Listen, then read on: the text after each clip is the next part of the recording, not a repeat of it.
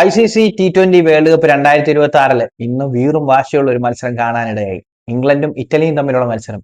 ഇംഗ്ലണ്ടിനെ സംബന്ധിച്ച് കരുത്തരായ ഒരു ടീമാണ്. ഇറ്റലിയെ സംബന്ധിച്ച് നമുക്ക് അറിയത്തില്ല ഇവരെങ്ങനെ കളിക്കുമെന്നൊക്കെ. പക്ഷെ അവര് ഞെട്ടിച്ചു കളഞ്ഞു. രണ്ട് സഹോദരന്മാർ, രണ്ടല്ല ടോട്ടൽ രണ്ട് പേർ സഹോദരന്മാരുള്ള ഒരു ടീമാണ് ഇറ്റലി. എന്തായാലും ഇംഗ്ലണ്ട് ഉയർത്തിയ 203 റൺസിനെതിരെ 178 റൺസ് അടിച്ചു കയറി വരിക എന്ന് പറഞ്ഞ ചെറിയ പരിപാടിയൊന്നും അല്ല. ഒരു ഘട്ടത്തിൽ ഇറ്റലി മറികടക്കുമെന്ന് പോലും നമ്മൾ പ്രതീക്ഷിച്ചിരുന്നു. കാരണം അവരുടെ ബാറ്റ്സ്മാൻമാരൊക്കെ നല്ല വമ്പൻ അടികളായിരുന്നു അടിച്ചുകൊണ്ടിരുന്നത്. എന്തായാലും ഇംഗ്ലണ്ടിനായിട്ട് ബിൽ സോൾട്ട് 28 റൺസ്, ജേക്കബ് ബദൽ 23, ടോം ബാൻഡൻ 30, പിന്നീട് സാം കർൺ 25, അവസാന നിമിഷം വിൽ ജാക്സന്റെ വക 53 റൺസ്. അതും 22 പന്തിൽ നിന്നാണ് 4 6 3 4 അടക്കം പുള്ളിക്കാരൻ അടിച്ചെടുത്തത്. അപ്പം എന്തായാലും കിടിലിനൊരു പ്രകടനം തന്നെയാണ് നമ്മുടെ ഇംഗ്ലണ്ടിന്റെ ഭാഗത്തുനിന്ന് ഉണ്ടായത്. മറുപടി ബാറ്റിങ്ങിന് ഇറങ്ങിയ ഈ ഇറ്റലിക്ക് വേണ്ടി ജസ്റ്റിൻ മസ്കയും ആന്റണി മസ്കയാണ് ഓപ്പൺ ചെയ്തത്. സഹോദരന്മാരാണ്. പക്ഷെ ആന്റണി മസ്ക ഈ പറയുന്ന പോലെ 0 റൺസിന് പുറത്തായി.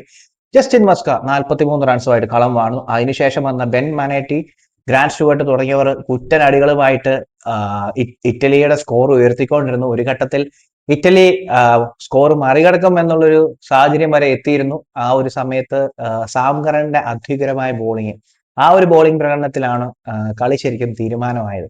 19ാമത്തെ ഓവർ ആകുമ്പോഴത്തേക്കും 2 ഓവറിൽ 25 റൺസ് അല്ലെങ്കിൽ 28 റൺസ് ആ ഒരു റേഞ്ചിലേക്കൊക്കെ വന്നിരുന്ന കളി സാം കറന്റെ ഓവറിൽ തന്നെ 2 വിക്കറ്റും വീഴ്ത്തി അദ്ദേഹം 2 റൺസോ മറ്റോ കൂടി വിട്ടുകൊടുത്തുള്ളൂ. അപ്പം വീണ്ടും സ്കോർ ടൈറ്റ് ആയി. Last over 25 runs വേണ്ടിയിരുന്നു.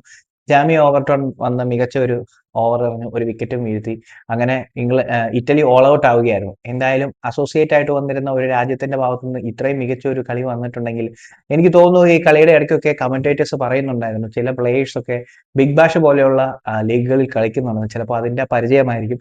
എന്തായാലും ഇറ്റലിയെ പോലെ ഒരു രാജ്യം കളിക്കാൻ വന്നപ്പോഴത്തേക്കും നമ്മൾ വെറും ചെറിയൊരു ടീം എന്നുള്ള രീതിയിൽ തള്ളിക്കളയാൻ വേണ്ടി ഇരുന്ന സാഹചര്യത്തിൽ, അല്ലെങ്കിൽ വലിയ അപ്രധാനമായിട്ട് കണ്ടിരുന്ന ഒരു സാഹചര്യത്തിലാണ് അവരെ സംബന്ധിച്ച് തീപാറുന്ന ഒരു മാച്ചൊക്കെ നമുക്ക് കാണാൻ പറ്റിയത്.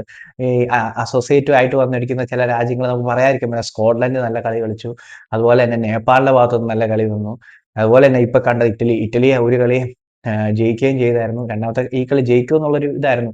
ഈ കളി അട്ടിമറിച്ചിരുന്നെങ്കിൽ അത് വലിയൊരു ഇറ്റലിയെ സംബന്ധിച്ചൊരു നാഴികക്കല്ലുമായിരുന്നു, ഇംഗ്ലണ്ടിനെ സംബന്ധിച്ചൊരു നാണക്കേടുമായിരുന്നു. അത്രയും മികച്ച രീതിയിലാണ് അവർ കളിച്ചിരുന്നത്. അവരുടെ ബോളേഴ്സിന്റെ ഭാഗത്തുനിന്ന് അവരെ സംബന്ധിച്ച് അവർ നന്നായിട്ട് പെർഫോം ചെയ്തു. 203 റൺസ് കരുത്തരായ ഇംഗ്ലണ്ട് അടിച്ചെടുത്തു എന്ന് പറയുമ്പോൾ അതിനകത്ത് പ്രത്യേകിച്ച് കഥയൊന്നുമില്ല. അത് ഇറ്റലിയെ പോലെ ഒരു ടീമിന്. പക്ഷെ തിരിച്ചടിച്ചു വന്ന ഇറ്റലിയെ നമുക്ക് സമ്മതിക്കാതിരിക്കാൻ പറ്റില്ല. അവര് നല്ല മികച്ച ഒരു പ്രകടനമാണ് ഈ ലോകകപ്പിൽ ഒന്ന് നടത്തിയിരിക്കുന്നത്.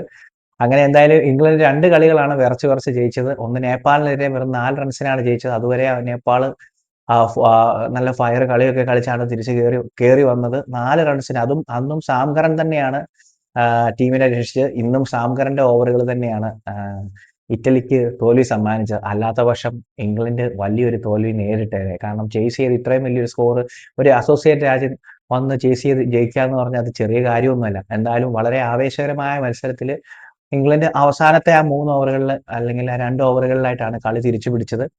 എന്തായാലും മികച്ച ഒരു മാച്ച് തന്നെ കാണാൻ പറ്റി. ഇനി വരും ദിവസങ്ങളിൽ നല്ല നല്ല മാച്ചുകളും കാണാൻ സാധിക്കട്ടെ. അതുവരത്തേക്കും ഗുഡ് ബൈ.